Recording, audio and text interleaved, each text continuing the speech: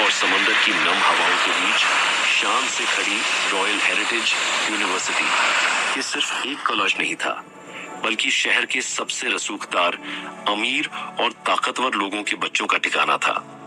यहाँ की पार्किंग में मर्सिडीज, BMW और पोर्श जैसी गाड़ियां आम बात थी, लेकिन इसी चकाचौंध के बीच कुछ ऐसे छात्र भी थे जो अपनी मेहनत और स्कॉलरशिप के दम पर यहाँ पहुंचे थे।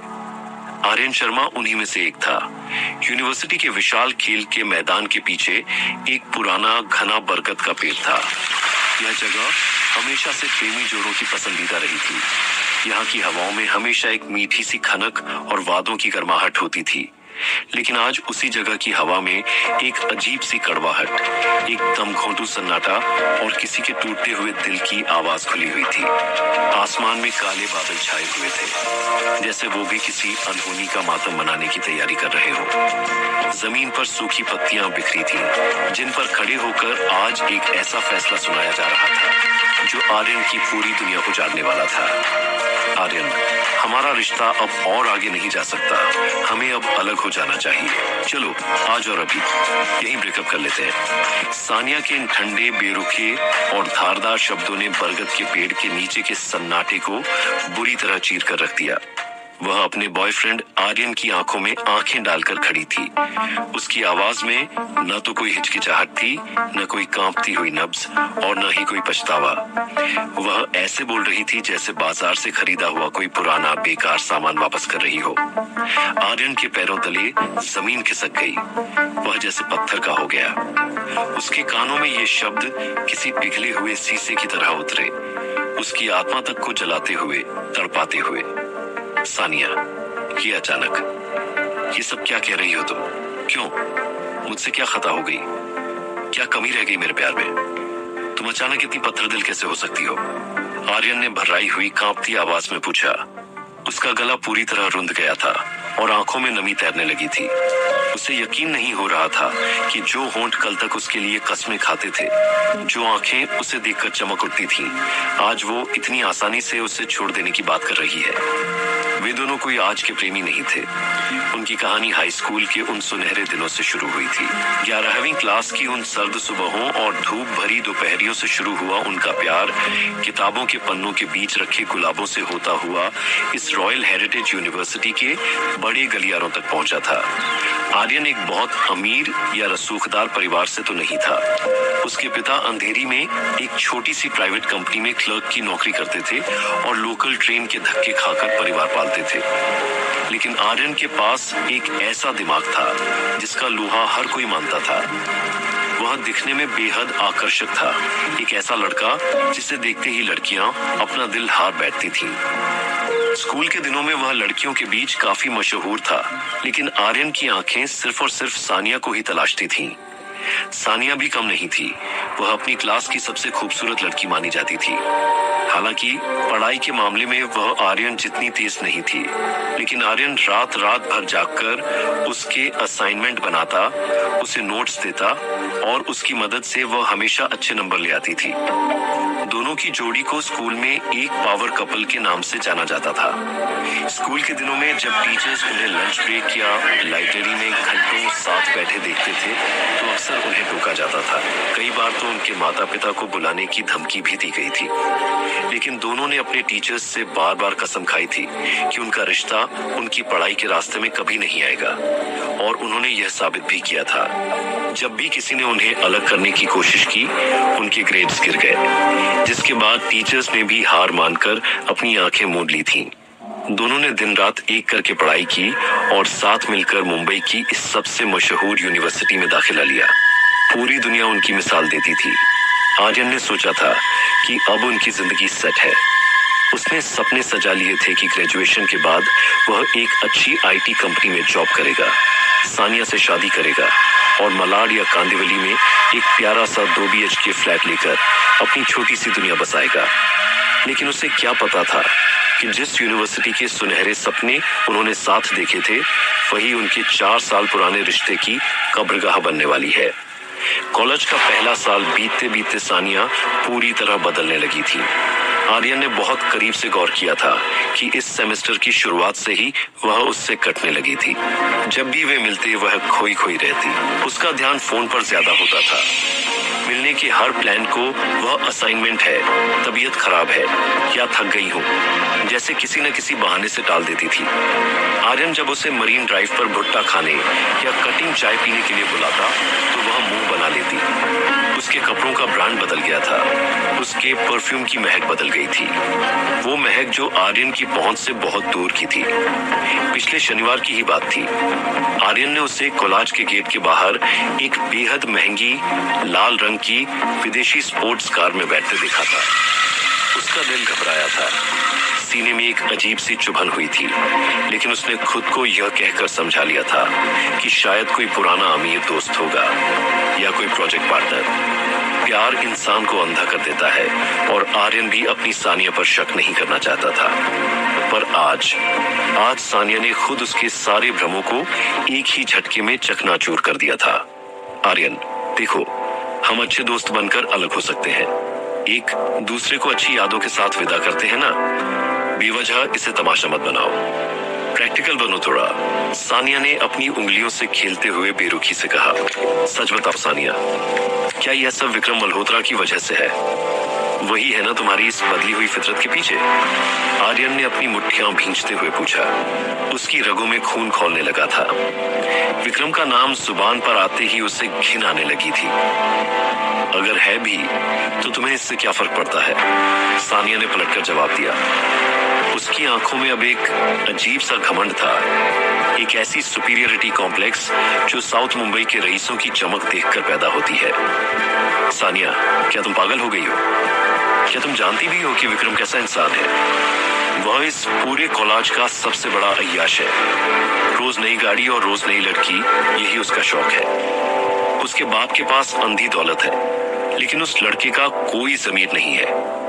पिछले ही सेमेस्टर उसने फर्स्ट ईयर की एक मासूम लड़की की जिंदगी बर्बाद की थी। वह किसी का सगा नहीं है सानिया, वह तुम्हें भी एक दिन इस्तेमाल करके फेंक देगा। आर्यन चिल्लाया। वह उसे बचाना चाहता था उस दलदल से जिसमें वह पैसे की चकाचौंध देखकर कूदने जा रही थी। सानिया ने एक ठंडी हंसी हंसते हुए अपने बाल पीछे किए। विक्रम ने मुझे सब बताया है आर्यन, वह लड़की ही उसके पीछे पड़ी थी क्योंकि उसे विक्रम के पैसे चाहिए थे। बाद में विक्रम ने उसे अच्छा खासा पैसा देकर सेटल कर दिया था। वह दिल का बहुत बड़ा है आर्यन, तुम उसके बारे में कुछ नहीं जानते। तुम सिर्फ उससे जलते हो क्योंकि तुम्हारे पास वो सब नहीं है जो उसके पास है। पैसा? क्या इज्जत और हमारे 4 साल के प्यार की कीमत पैसों से चुकाई जा सकती है? सानिया, वो तुम्हें धोखा दे रहा है। उसकी मीठी बातों में मत आओ। याद करो वो दिन जब हम एक ही छतरी के नीचे बारिश में भीगते हुए घंटों बातें करते थे। क्या वो सब झूठ था? आर्यन ने आगे बढ़कर उसका कंधा पकड़ना चाहा। बस करो आर्यन, मुझसे दूर रहो। सानिया ने झटके से पीछे हटते हुए कहा। मुझे अब तुम्हारी इन फालतू और इमोशनल बातों में कोई दिलचस्पी नहीं है। वो सब बचपना था। मैं आज यहाँ सिर्फ तुम्हें यह बताने आई थी कि हमारे रास्ते अलग हैं। अब मुझे मत रोकना। अलविदा। सानिया मुड़ी और जाने लगी, लेकिन आर्यन ने दौड़कर उसका हाथ पकड़ लिया। प्यार में इंसान अपना सारा स्वाभिमान, सारी डिग्निटी भूल जाता है और आर्यन भी वही कर रहा था। सानिया, मेरी बात सुनो। विक्रम तुम्हारे लिए सही नहीं है। क्या उसने तुम पर कोई दबाव डाला है? क्या उसने तुम्हें ब्लैकमेल किया है? मुझे बताओ, मैं उससे बात करूंगा। मैं कोलाज से निकाल दूंगा उसे। सानिया ने पूरी ताकत से अपना हाथ छुड़ाया और आर्यन को पीछे की तरफ धकेल दिया। आर्यन, खुद को और कितना जलील करोगे? तुम समझ क्यों नहीं रहे हो? विक्रम ने मुझ पर कोई दबाव नहीं डाला। मैंने खुद अपनी मर्जी से उसे चुना है। मुझे तुम्हारे साथ अपना भविष्य घोर अंधेरे में दिखता है। ग्रेजुएशन के बाद क्या होगा आर्यन? तुम किसी छोटी मोटी कंपनी में 20-30 हजार की नौकरी करोगे, लोकल ट्रेन के धक्के खाओगे।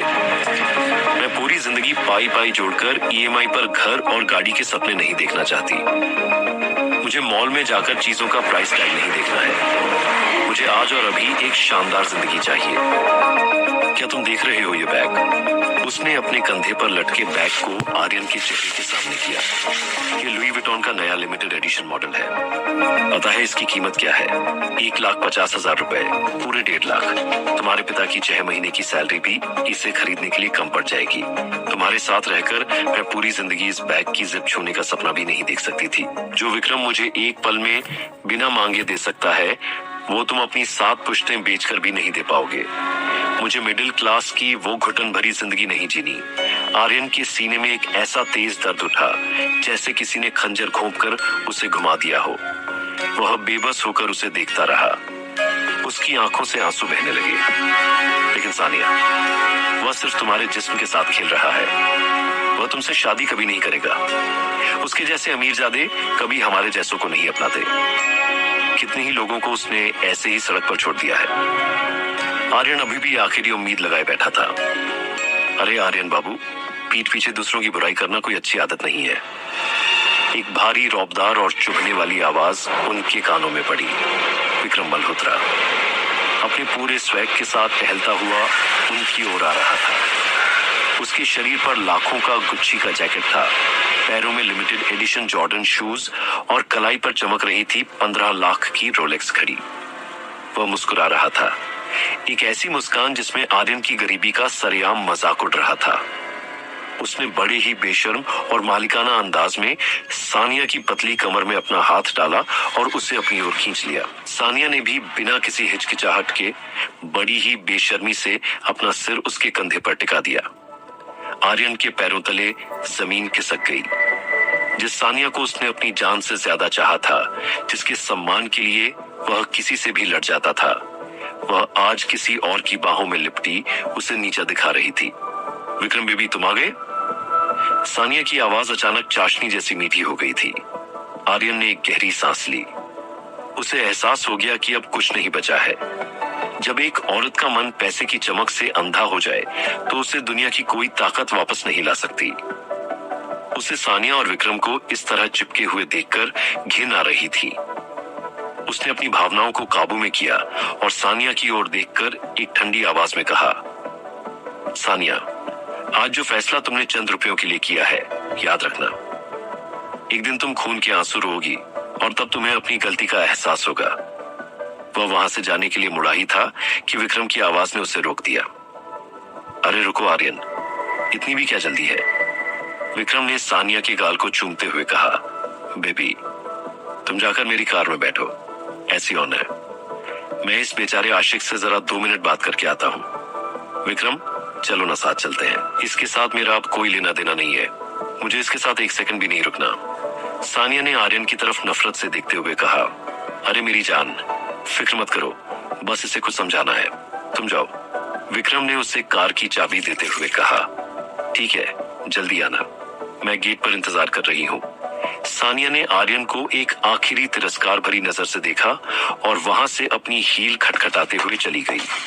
आर्यन ने अपनी मुट्ठियां कस ली।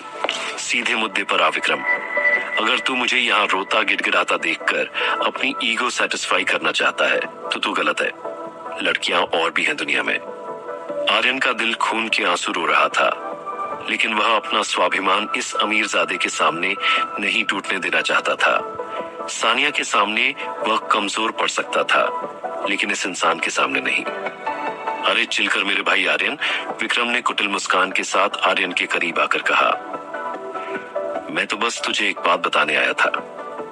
विक्रम ने आर्यन के कान के पास अपना चेहरा किया और धीमी जहरीली आवाज में फुसफुसाया, सच में यार आर्यन, सानिया क्या गजब की हॉट है।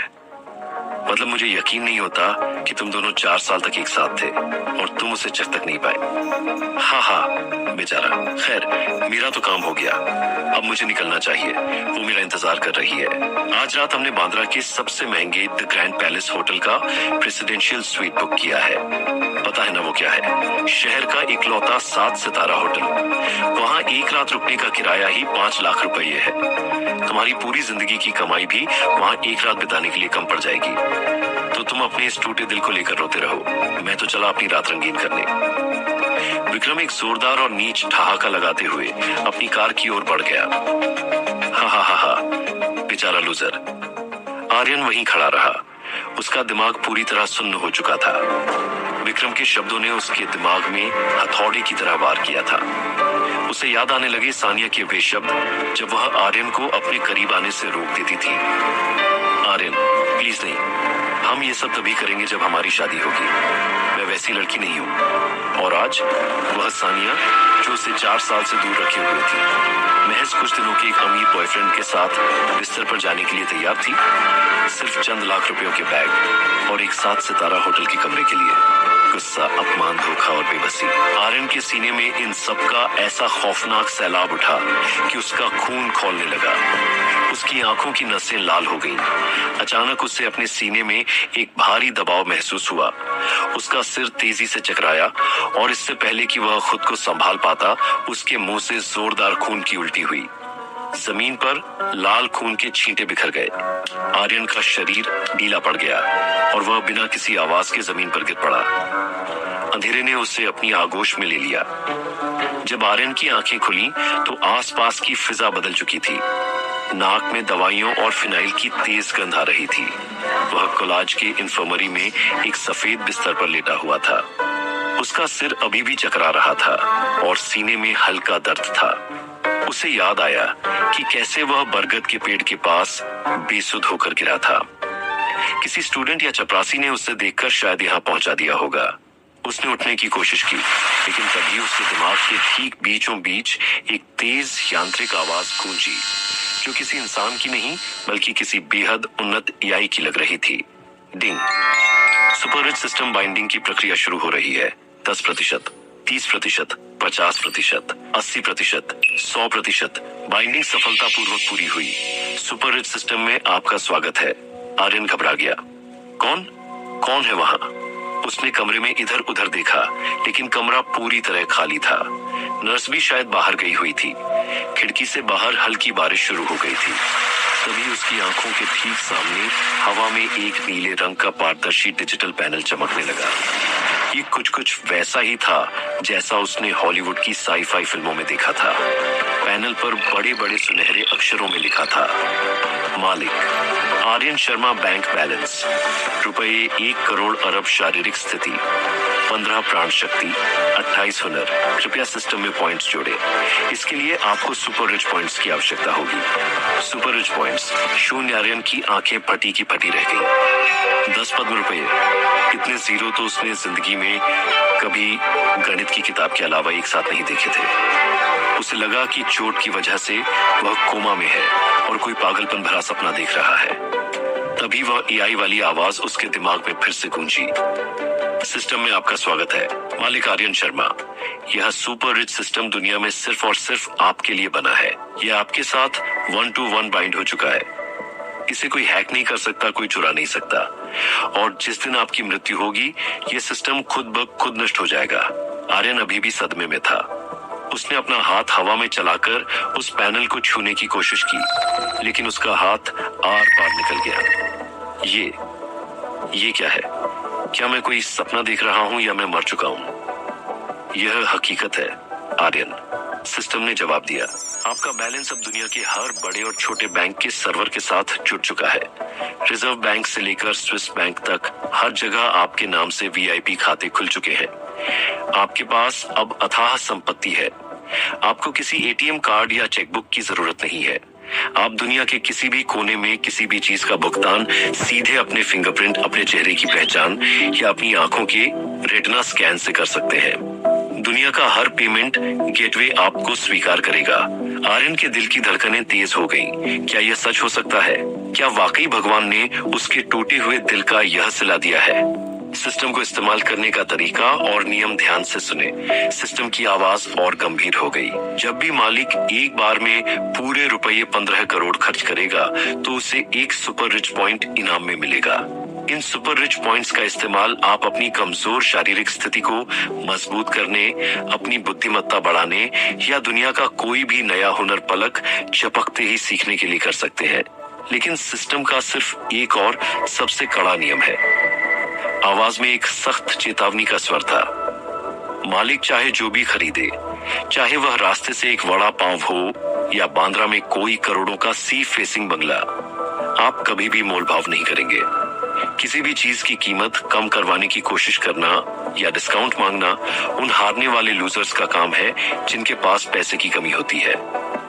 आप दुनिया के सबसे अमीर इंसान हैं। जो लोग मोल भाव करते हैं वो इस सिस्टम को इस्तेमाल करने के लायक नहीं है। अगर आपने ऐसा किया तो सिस्टम आपके पॉइंट्स काट लेगा या आपको कड़ी सजा देगा। आर्यन बिस्तर पर सीधा बैठ गया। उसकी सांसें तेज चल रही थीं। उसने अपना हाथ देखा जिसे सानिया ने झटक दिया था।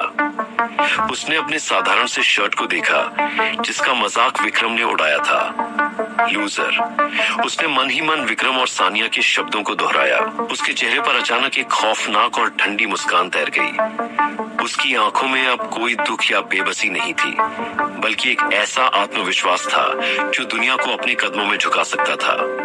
वह बिस्तर से नीचे उतरा। उसे अब कोई दर्द महसूस नहीं हो रहा था। सानिया। आर्यन ने इन्फर्मरी की खाली दीवार को घूरते हुए कहा, तुमने सिर्फ 1.5 लाख के एक मामूली से बैग और एक 7 सितारा होटल के कमरे के लिए मेरा सच्चा प्यार ठुकरा दिया ना? तुमने मुझे एक लूजर कहा था जिसके पास तुम्हें देने के लिए कुछ नहीं है। अब मैं तुम्हें दिखाऊंगा कि असली लूजर कौन है। अब मैं तुम्हें दिखाऊंगा कि जब पैसे की सुनामी आती है तो कैसे बड़े बड़े अमीरजादों का घमंड तिनके की तरह बह जाता है। तुमने कहा था ना कि मैं तुम्हें वो जिंदगी नहीं दे सकता। अब देखना, मैं ये पूरी दुनिया ही खरीद लूंगा। आर्यन ने दरवाजा खोला और बाहर कदम रखा। मुंबई की बारिश तेज हो चुकी थी, लेकिन आज यह बारिश आर्यन को भिगोने नहीं बल्कि उसकी नई जिंदगी का स्वागत करने आई थी। खेल अब शुरू हुआ था।